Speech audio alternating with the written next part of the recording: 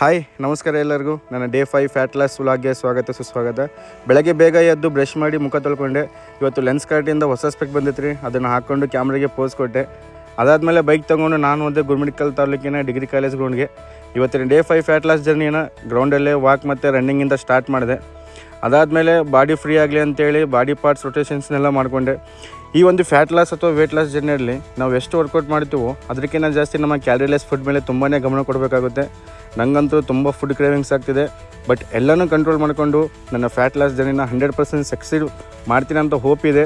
So ನೀವು ಕೂಡ ತುಂಬಾ ಸಪೋರ್ಟಾಗಿ ಲೈಕ್ಸ್ ಎಲ್ಲ ಕೊಡ್ತಿದ್ದೀರಾ, ತುಂಬಾ ಮೋಟಿವೇಟ್ ಆಗ್ತಿದೆ. ನಿಮಗೆಲ್ಲ ಸ್ಪೆಷಲ್ ಥ್ಯಾಂಕ್ಸ್ ಹೇಳ್ತಿದ್ದೀನಿ.